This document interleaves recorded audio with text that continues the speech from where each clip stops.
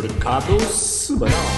Olá, sejam muito bem-vindos ao primeiro encontro do Mercado Semanal para a segunda temporada. Vão-se abrir mais uma vez as portas para a partilha intermunicipal, uma troca de ideias de forma abrangente e plural, e continuamos a querer promover a análise política da grande região do Tâmega Sousa. Cada concelho tem imensos problemas a resolver e terá muitas coisas boas a partilhar com os vizinhos. Na nossa segunda temporada iremos ter os concelhos que já cá estavam: Amarante, Baião, Sinfães, Solico, Felgueiras, Lousada, Marco Canaveses, Penafiel. Mas agora também com Passos de Ferreira, e ele virá cá ter connosco dentro de uns dias.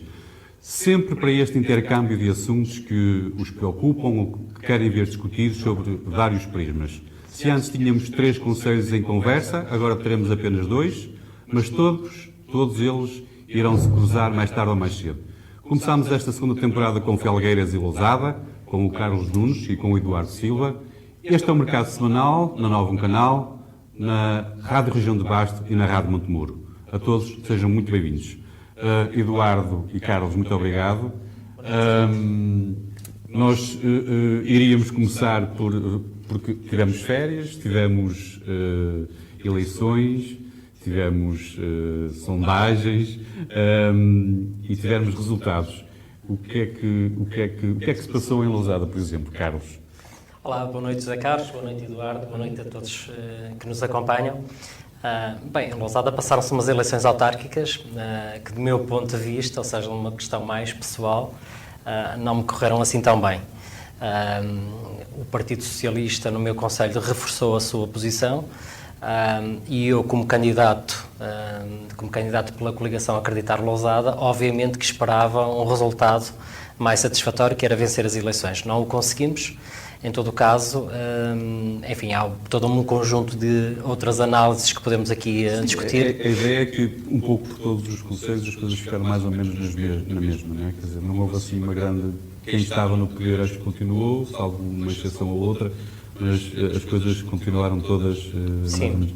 Estávamos todos à espera de um resultado também no PSD, um pouco, quer dizer... Um pouco a imagem da surpresa que aconteceu em Lisboa, estávamos à espera que acontecesse uma surpresa em Lousada. Eu não direi que a favor dos lousadenses esperava que essa surpresa tivesse acontecido, porque efetivamente tínhamos um programa muito bem estruturado, um programa de modernidade e de futuro, e como tal gostava imenso de ter a oportunidade de implementar esse programa, porque eu secundarizava a lista, portanto o candidato Simão Ribeiro era o cabeça de lista, eu, sendo o número 2, teria a oportunidade de implementar esse programa. Acabei por ser eleito vereador num regime de oposição e, portanto, aquilo que ainda hoje disse ao Sr. Presidente de Câmara numa reunião de Câmara é que, tal como eu espero que ele cumpra um mandato de excelência, eu próprio também irei procurar cumprir o meu mandato de oposição também neste nível de excelência, que é aquilo que se pretende. Muito bem. Eduardo, e em Felgueiras, as coisas continuaram também na mesma? O que é que aconteceu por lá? Agora faz-nos aí um resumo. Tu que percebes bem de sondagens, as sondagens terão ajudado? As sondagens foram mais ou menos precisas. Em Felgueiras aconteceu algo atípico, que foi, pela primeira vez, elegeram 7-2 o Partido Socialista, 7 vereadores contra 2 do PSD. Uma larga maioria. Sim. Mas para fazer uma análise e sintetizar muito o que aconteceu aqui na região, para nós entendermos o que é que aconteceu aqui na região do Tâmega e Sousa, primeiro um dado muito importante, que Portugal foi dos países com maior abstenção na Europa Ocidental, ou seja, o povo português já não se mobiliza para votar. Na região do Tâmega e Sousa, mesmo nas nossas regiões. Exatamente. Na região do Tâmega e Sousa aconteceu algo que, enquanto eu jovem, me deixa ainda mais incrédulo, que foi a juventude, para quem se muito falou, que muitas candidaturas da oposição se falaram para eles não foram votar no dia. Ou seja, mais uma vez, é preciso repensar e reformular a mensagem para cativar esta juventude a ir efetivamente dar no dia o voto a um projeto novo. A um projeto muito mais intelectual, a um projeto que não seja de obra feita, mas a um projeto muito virado para a sustentabilidade, para o município, para o desenvolvimento económico, e acho que é isso que todos os municípios aqui na região precisam. Atipicamente, o Partido Socialista reforça a sua vantagem em toda a região, embora o PSD tenha conquistado Castelo de Paiva, que se julgo já estava em término de mandato, já não podia recandidatar-se o Partido Socialista. O candidato conquista a Câmara, mas fica sempre com um vereador de desempate, que vai ser, então, do movimento independente, que creio que se poderão coligar para, então, fazerem esse entendimento. Outro dado curioso foi, os socialistas, onde não ganharam, reforçaram sempre a posição com mais um vereador. As pessoas aqui no Tâmega Sousa, ao contrário do que nós tínhamos vindo a dizer nos programas da primeira temporada, que temos uma região bastante pobre e que deveria estar, de certa forma, descontente, não estão bem, está tudo bem. Talvez os programas da direita não sejam tão atrativos o suficiente para o eleitorado que aqui se proporciona. A juventude, sem dúvida, dá um boicote. Eu também estive na campanha, não estive na campanha com o Carlos, mas também fui candidato à Assembleia Municipal. Comecei a perceber que havia uma bola de neve, um crescendo, uma onda da juventude, e que até se sentiam mobilizados, tanto nas redes sociais, como a comentar, como para ser motivado, como no dia o que poderia dar uma vitória menos, ou melhor, uma derrota menos pesada, no dia não foram votar. E o incrédulo é que as discotecas ainda não estavam abertas. Mas porquê é que achas que isso aconteceu? Porquê é que vocês acham que isso acontece? E aqui, em particular, na nossa região, no Tâmega Sousa, porquê é que achas que não...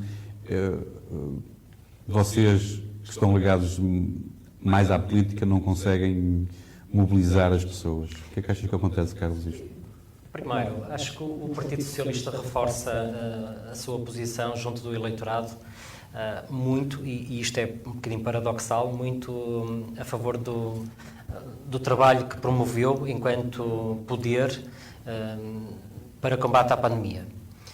E, portanto, houve todo ali um período em que, de facto, as medidas de combate à pandemia foram de favorecimento à população. Isenções de taxas, oferta de medicamentos, oferta de cabazes alimentares, e, portanto, isto foram 2 anos de campanha que quem estava na oposição, como eu estava em Lousada, não poderíamos combater... Estás a falar especificamente de Lousada? Especificamente de Lousada, mas que depois acaba por ser um fator de análise também muito genérico aos outros municípios, portanto, a todas aquelas... Mesmo aqueles que estão com as coligações PSD e CDS, tipo, por exemplo, lembro-me da Amarante, por exemplo. Da Amarante acaba, sim, mas acaba por favorecer, do meu ponto de vista, a pandemia... Quem está no poder? Acabou por favorecer quem está no poder. Este é um primeiro ponto de análise. Depois, também concordando com o Eduardo, de facto, a juventude não se mobilizou para ir votar. E isto é, de facto, algo que nos deve colocar a pensar, a nós, principalmente agentes políticos, mas à sociedade no seu todo, porque a nossa mensagem em Lousada, por exemplo, era uma mensagem...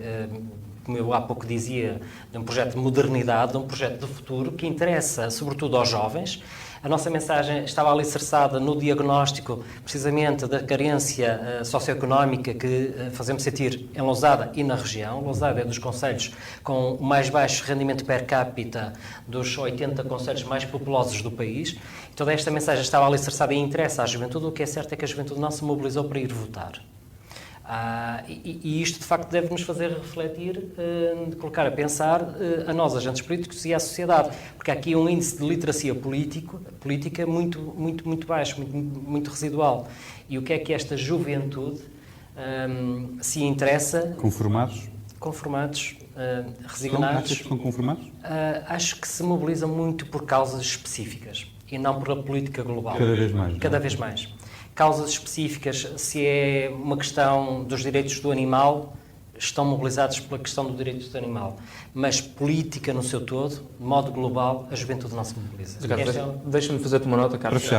E eu, só para terminar e para rematar, é assim, a juventude mobiliza-se por aquilo que entende, por aquilo que acredita ser o melhor. E vai muito ao enfoque e ao encontro da literacia política que nós damos aos nossos próprios cidadãos. Repare, eu sou defensor que numa escola secundária se adquira conhecimentos políticos, não dogmas políticos, apenas conhecimentos políticos que vão dar ferramentas para a juventude conseguir perceber um orçamento municipal, conseguir perceber o que é um ajuste direto, conseguir perceber os mecanismos de solidariedade do município, conseguir perceber as competências do município, tudo isso para tornar os assuntos complicados menos complicados e que os vão enturmar e envolvê-los no ambiente político que os vai mobilizar. Por isso é que muita gente se mobiliza para o futebol, porque toda a gente ouve falar de futebol. O futebol é falado em casa à mesa, ou seja, e não tendo este contacto com a política, começa a haver um deslumbre e a juventude afasta-se. Ou seja, é um trabalho longo, é um caminho muito longo. Muita paciência. E eu recordo-me perfeitamente de, no próprio Parlamento, ser chumbada uma proposta feita na altura pelo CDS, que era de formação política nas escolas. Não politizar as pessoas, mas literá-las politicamente. E o que é que queres dizer com isso? O que eu quero dizer é que estamos a tentar banir a literacia política das escolas, a preparação dos cidadãos para a vida ativa, a preparação... Por que é que isso não interessa? Acredito que seja um político que queira controlar as massas. É esse o político que eu realmente repudio. Eu prefiro ter um eleitorado esclarecido, porque a mim me favorece, porque eu não tenho medo da transparência, mas acredito que para muitos políticos em Portugal demasiam a ignorância. Bem, postas então esta breve análise sobre, porque realmente o assunto, nós tínhamos um programa só mas o mercado semanal não é para falarmos só de eleições, temos os vossos temas, os nossos saldos, as nossas promoções, os produtos as ideias mais frescas da região. E começamos por ti, Eduardo. O primeiro tema é trazido por Felgueiras. O Eduardo quer-nos falar dos investimentos por parte do Governo Central, com os fundos da Bazuca, do PRR, que aí bem. Tu ainda estás imbuído naquele espírito da campanha do nosso Primeiro-Ministro, que andou aí a prometer... Eu acho que obrigado, Zé Carlos, por ter introduzido, porque era mesmo por aí que eu ia começar. Eu não consigo entender como é que se apregoou pelo país todo um Primeiro-Ministro a dizer votem no Partido Socialista, porque somos nós que vamos gerir os fundos europeus, e nesse sentido nós é que vamos dar aos autarcas do Partido Socialista, como se não houvesse outra alternativa para votar, ou seja, quase impingir o voto à pessoa e impingir intelectualmente a dizer vocês vão ter, mas vocês têm que votar. Até lhe digo mais em jeito de brincadeira e de provocação, que este aumento de imposto na gasolina e o aumento de preços tem a ver com a perda de Câmara de Lisboa, que é o Costa a tentar nos castigar. É um castigo. É tentar nos castigar. Ou seja, dar-nos uma sensação negativa. Eu acho que isto é muito bem estudado, porque isto é uma sensação negativa que dá quando tu arrelias o Costa e ele vai atrás de ti. Mas vocês não vão ter problema porque os vossos conselhos são câmaras PS. PS, então acho que não vamos ter problema. Vocês são safos, não é? E vocês, inclusive, tu vais ter um caminho de ferro lá... Assim, se vou ter um caminho de ferro ou não, ele está a ser estudado. Eu espero ter o caminho de ferro, honestamente, porque eu, seja do Partido Socialista, seja do Partido Social Democrata, seja dos Democratas Cristãos, seja o PCP, seja o Bloco, ou seja, Chega aos Liberais. O que me importa, acima de tudo, é agentes e o que é que agentes vão beneficiar com aquele serviço. E só uns programas atrás eu vim aqui falar sobre o desenvolvimento intermunicipal, e se não me engano até foi que o Carlos Nunes também estava aqui presente, partilhámos esse momento em conjunto, foi relativamente às vias de comunicação e à ligação, à estratégia concertada para aumentar a nossa eficiência nas nossas estradas, nas nossas vias de comunicação, para a circulação de bens e serviços para os municípios. Então, este PRR, pela primeira vez, eu vi uma ação concertada, felizmente, da CIM, do Tâmega Sousa, anunciarem aqui, a nível de infraestruturas, um investimento muito forte, se não me engano, 90 milhões de euros, em 6 estradas. Por exemplo, o troço do IC35 de Penafiel a Rãs entre os Rios, Baião a Ponte da Ermida, Nacional 211 da Quinta à Mesquita de Marco Canaveses, a via do Tâmega e Sousa na variante Nacional 210 de Celurico de Bastos, a ligação da Zona Industrial de Cabeça de Porca da A11 em Felgueiras, que vai um projeto muito importante que vai descongestionar o trânsito do centro da cidade e vai ligar diretamente a autoestrada à nossa zona industrial, e também, por fim, a melhoria das acessibilidades à localização empresarial das lavageiras em Castelo de Paiva. Ou seja, existe aqui... A bazuca aqui vai ser disparada só para estradas? Eu não sei, eu acho que vem 500 mil milhões de euros. Se 90 mil milhões vêm só para estradas aqui para o norte, e especialmente para a zona do Tâmega e Sousa, eu fico muito feliz. Mas deixe-me fazer outro reparo. Em Felgueiras... Tens alguns segundos, rápido. Muito rápido. Também gostava de fazer uma análise em Felgueiras, que é... E não só em Felgueiras, também no